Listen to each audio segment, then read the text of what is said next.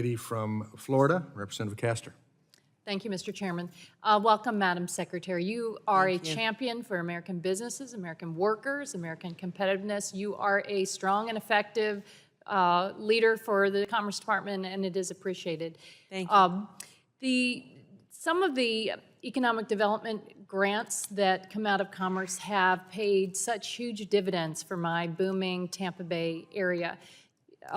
Many of just the simple EDA grants to help our tech accelerators have turned the Tampa Bay area into what was an economy relying on tourism and real estate and we have a good active port, but now we're a tech startup community. We're a community, we don't have a lot of big Fortune 500 companies and big corporations. We rely on the entrepreneurial spirit, and it has paid huge dividends. We have small businesses growing and thriving. The wages are higher, and the Tampa Bay Wave is one of our leading accelerators in the area, and I just want to thank your entire team for what they've done over the years in targeting those investments to our accelerators. Most recently, Tampa Bay Wave has received a grant from NOAA under the Ocean-Based Climate Resilience Accelerators Initiative, funded by the landmark Inflation Reduction Act. What they are telling me is that they now are bringing together new startup companies across the state of Florida. They heard the message that the agency put out to do more partnering, so they're partnering with South Florida Accelerator. They're taking your design and development funds and now are going for the next round of funding to support startups and entrepreneurs working on ocean-based climate resilience, attracting capital, maturing their technologies, scaling business models for climate challenges and economic developments.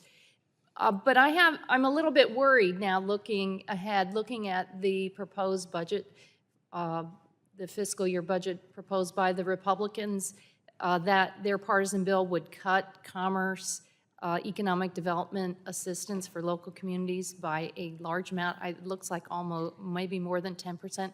What will this do to our ability to grow these small businesses and entrepreneurs if you have to suffer through significant cuts like this? Yeah, thank you for your question. You know, the work that I do that gets all of the attention, of course, is the CHIPS Act. You know, $6 billion to Intel, $8 billion to TSMC. The reality is that's a small number of companies. Most Americans, the vast majority of Americans, work for small businesses, entrepreneurial businesses, family-owned businesses, and that's the work of EDA. Like small grants, one community at a time, rural, coastal, urban, and a cut to EDA will hurt every community in America, like literally.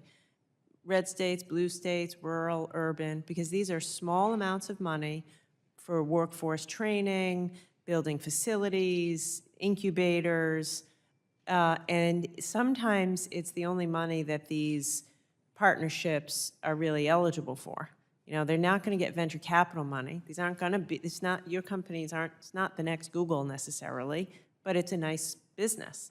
So I think it would be deeply unfortunate. This is bipartisan work. It helps support communities all over America. It doesn't get a lot of attention, but people in your community and all of your communities will feel it if it gets cut.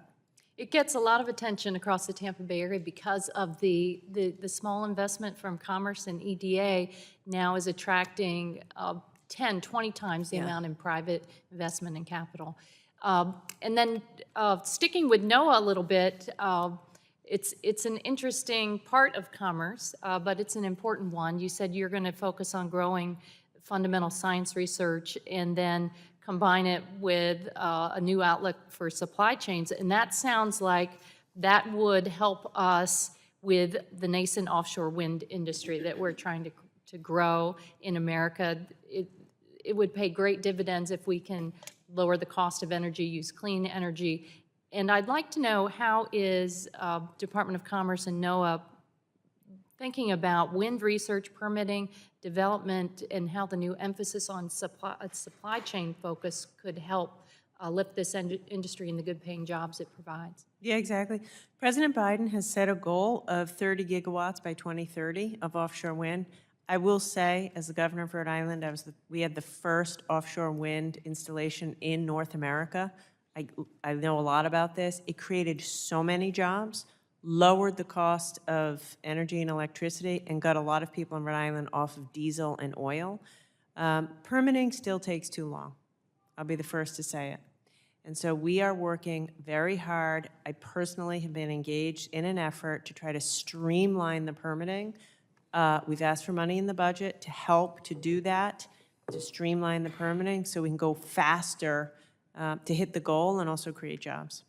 Thank you very much. I yield back. Gentlelady